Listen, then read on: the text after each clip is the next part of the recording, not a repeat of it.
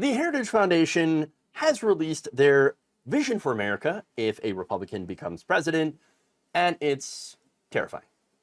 Now, among proposals in this 920-page document, one of them makes it easier to fire federal workers.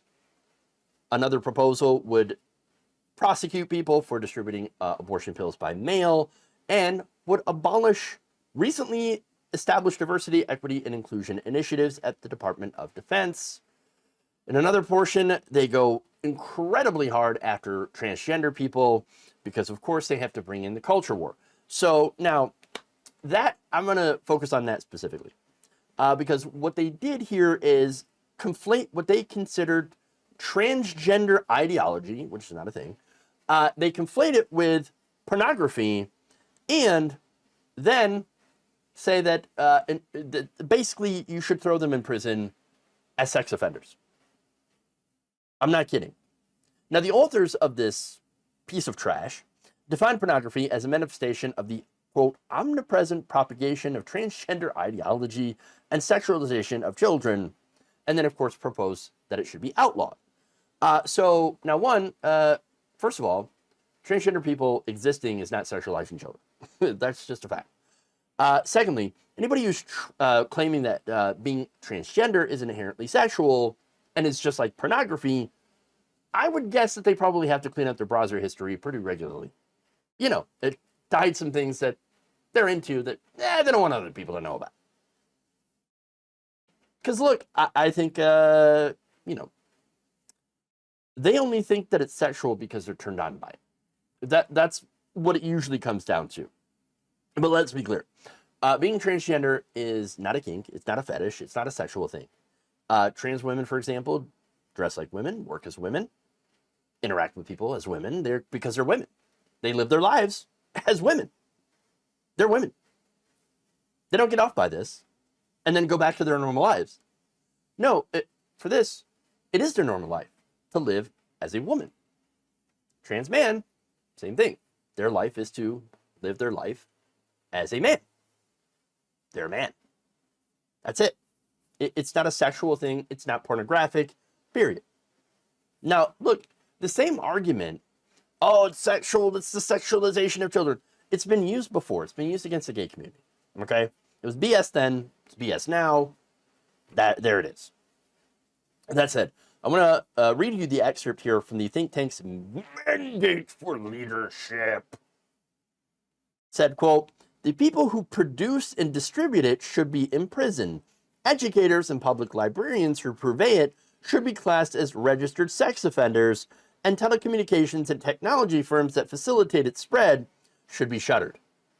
That's just all about what they call transgender ideology, or basically pronouns, the fact that trans people exist. That's it. That's what they consider. That's what they want all this for. So understand what they're trying to do here, okay?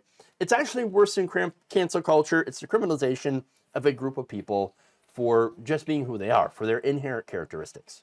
And that's just a small part of Project 2025.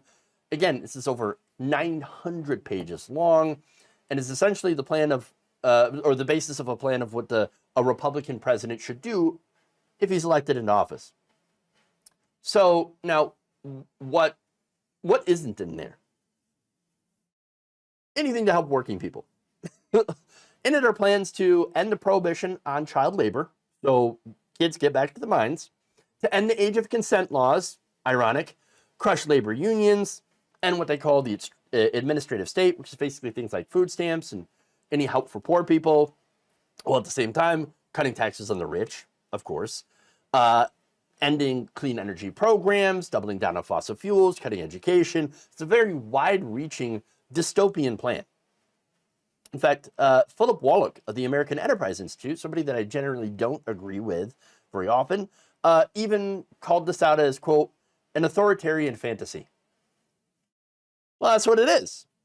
Quote, some of these visions, they do start to just bleed into some kind of authoritarian fantasies where the president won the election, so he's in charge, so everyone has to do what he says. Hey, you know what that sounds like? Sounds like a dictatorship. That's what that sounds like. Authoritarian regime. Now, he also added, that's just not the system of government we live under. Well, no, but not currently. But to think that if you think Republicans that are drafting this don't want that to change, think again. They do want it to change. And I'm very worried that there are some that would consider using force to do so.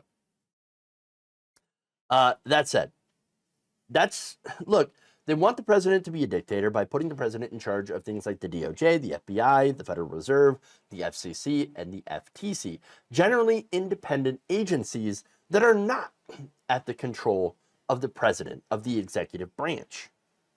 But if they did so, somehow enact this plan, that would put the president in control of all of these things, which have wide-ranging facets, wide-ranging control over average people's lives, everybody's lives. Think of the FBI, for example, doing investigations of people's political enemies, the current president's political enemies.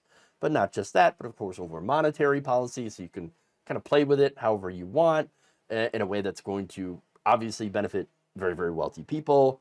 The FCC, which is, again, it's going to control whatever information that you see, creating some a sort of state media that is only going to be pretty reminiscent, I think, of North Korean media.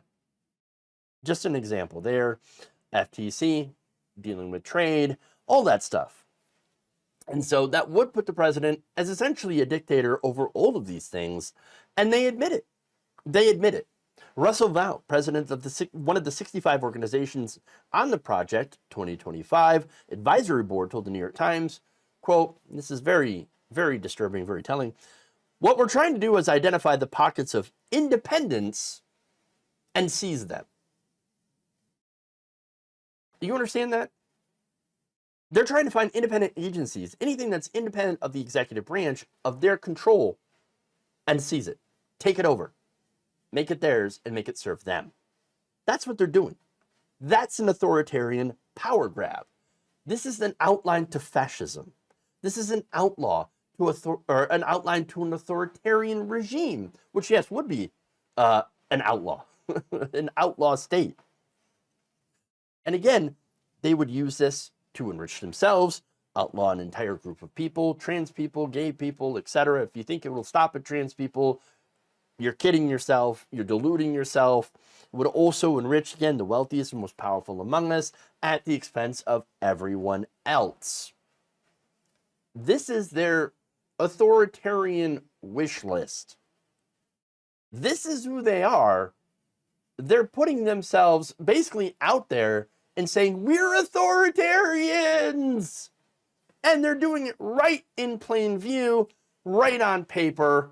There it is. When people tell you who they are, maybe, I don't know, you should listen.